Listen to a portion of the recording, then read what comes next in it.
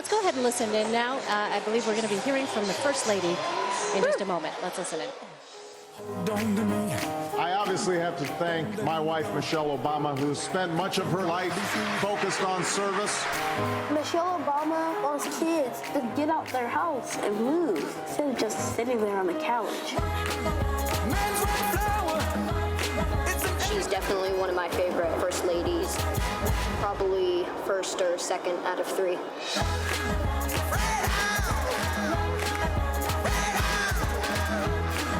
Freedom. We know that our journey is far from finished. It starts with each of us taking responsibility for ourselves and our families. I kind of grew up without my mom. Just her being the First Lady, it was really important. She's someone that we could look up to. The First Lady has inspired me to become a stronger, more happy and independent young female. Young people are our future, and she gives us hope, and she gives me hope personally. She should be proud of how she treats the country's kids as her own. Days like this make me think of my own daughters, so forgive me if I get a little teary. I want to publicly thank the First Lady for being an inspiration to communities here in the United States and around the world. She's not just a woman standing next to a man. She's making her own place in history. If she was here right now, I would probably freak out. I would tell her, "You did great." I would tell her, thank you for looking out for me. Thank you for making this country a better place.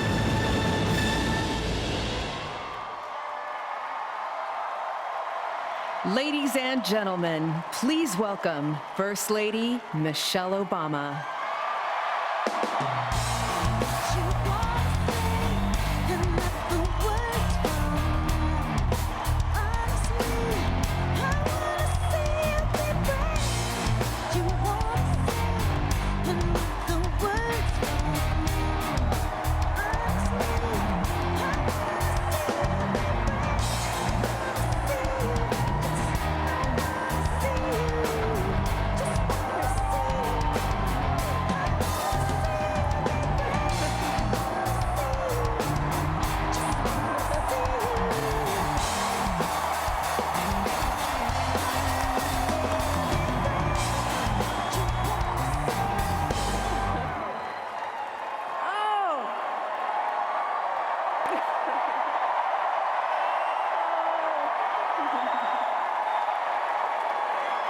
Thank you all. Thank you so much. You know, it's hard to believe that it has been 8 years since I first came to this convention to talk with you about why I thought my husband should be president. Remember how I told you about his character and conviction, his decency and his grace, the traits that we've seen every day that he served our country in the White House. I also told you about our daughters, how they are the heart of our hearts, the center of our world, and during our time in the White House, we've had the joy of watching them grow from bubbly little girls into poised young women, a journey that started soon after we arrived in Washington, when they set off for their first day at their new school. I will never forget that winter morning as I watched our girls, just 7 and 10 years old, pile into those black SUVs with all those big men with guns. And I saw their little faces pressed up against the window, and the only thing I could think was, what have we done? See, because at that moment, I realized that our time in the White House would form the foundation for who they would become, and how well we managed this experience could truly make or break them. That is what Barack and I think about every day as we try to guide and protect our girls through the challenges of this unusual life in the spotlight. How we urge them to ignore those who question their father's citizenship or faith. how we insist that the hateful language they hear from public figures on TV does not represent the true spirit of this country. How we explain that when someone is cruel or acts like a bully, you don't stoop to their level. No, our motto is, when they go low, we go high.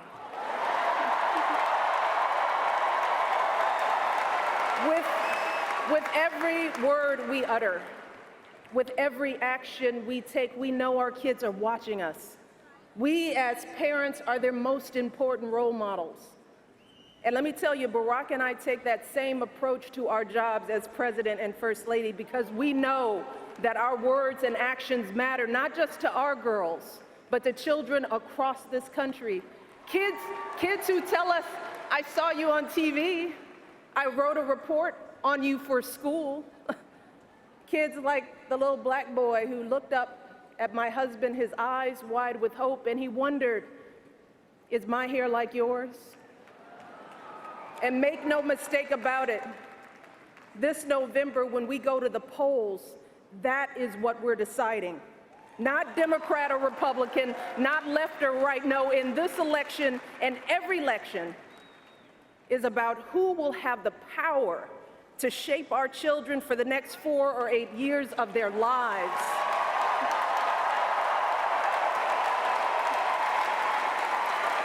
And I am here tonight because in this election, there is only one person who I trust with that responsibility.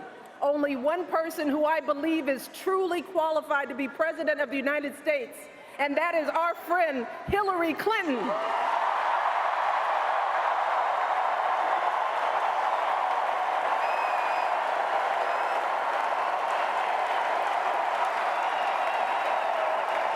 That's right. See, I trust Hillary to lead this country because I've seen her lifelong devotion to our nation's children.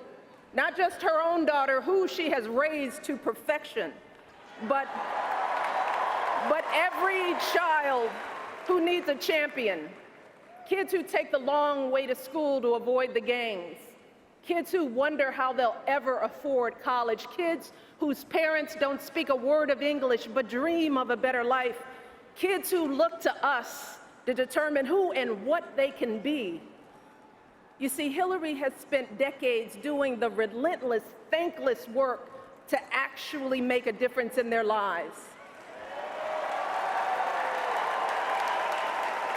Advocating for kids with disabilities as a young lawyer, fighting for children's health care as First Lady, and for quality child care in the Senate. And when she didn't win the nomination 8 years ago, she didn't get angry or disillusioned.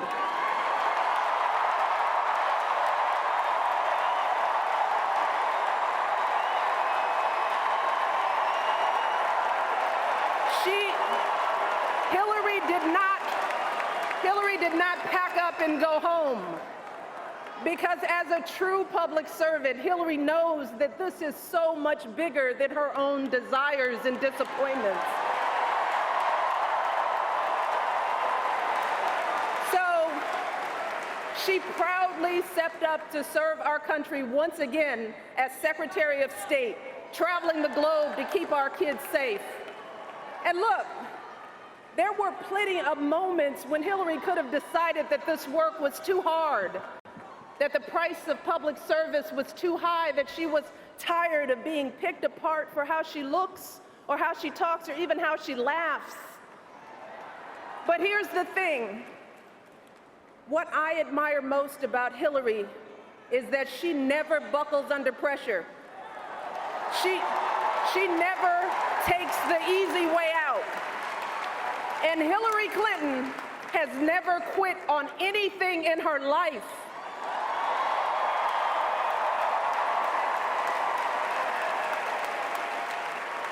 And when I think about the kind of president that I want for my girls and all our children, that's what I want. I want someone with the proven strength to persevere, someone who knows this job and takes it seriously, someone who understands that the issues a president faces are not black and white and cannot be boiled down to 140 characters. Look, because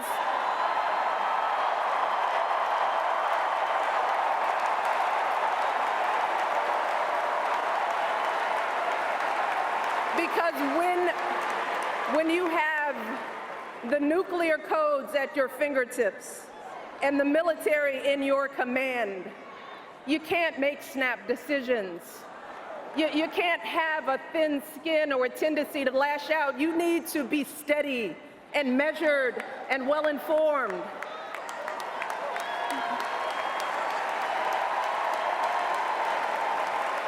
I want a president with a record of public service, someone whose life's work shows our children that we don't chase fame and fortune for ourselves. We fight to give everyone a chance to succeed. And we give back even when we're struggling ourselves, because we know that there is always someone worse off. And there, but for the grace of God, go I. I want a president who will teach our children that everyone in this country matters.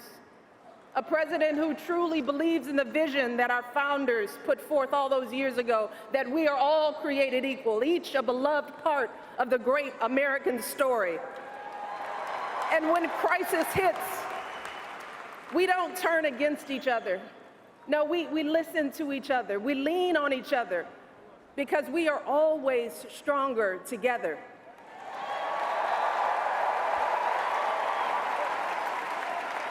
And I am here tonight because I know that that is the kind of president that Hillary Clinton will be. And that's why in this election, I'm with her.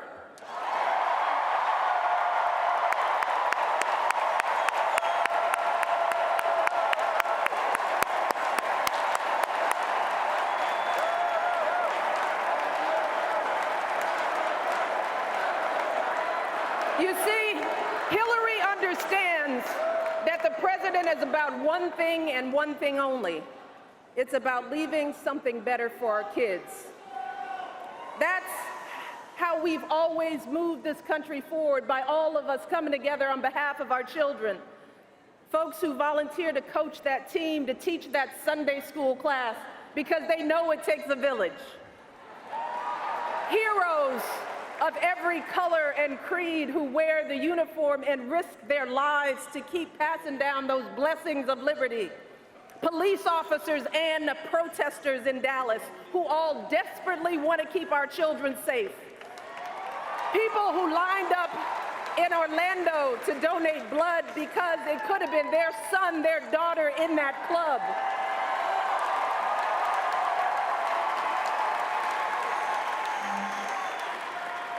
Leaders like Tim Kaine,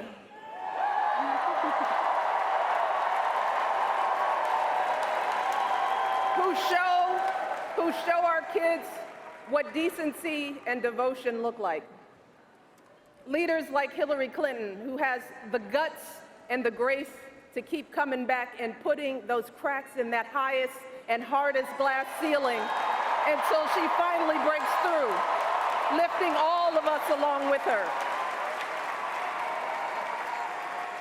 That is the story of this country, the story that has brought me to this stage tonight, the story of generations of people who felt the lash of bondage, the shame of servitude, the sting of segregation, but who kept on striving and hoping and doing what needed to be done, so that today I wake up every morning in a house that was built by slaves.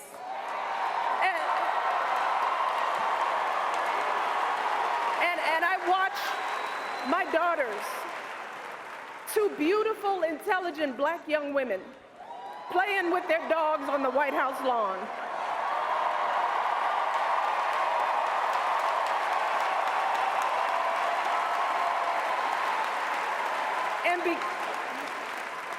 And because of Hillary Clinton, my daughters and all our sons and daughters now take for granted that a woman can be president of the United States.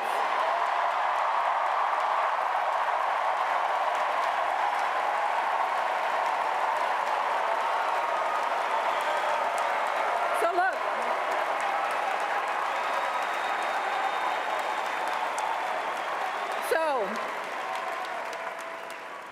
don't let anyone ever tell you that this country isn't great, that somehow we need to make it great again, because this right now is the greatest country on earth.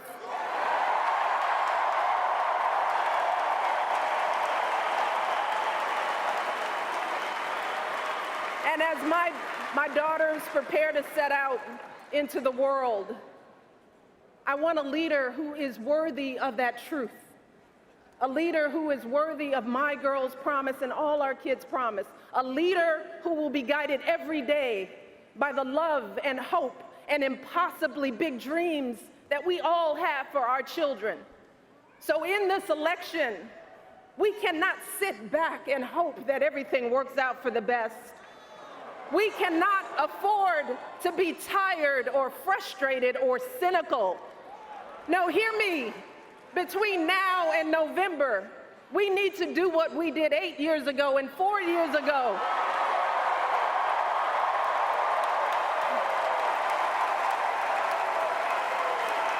We need to knock on every door. We need to get out every vote.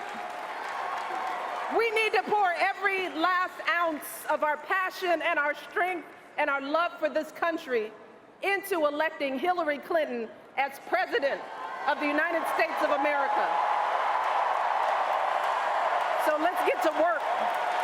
Thank you all, and God bless.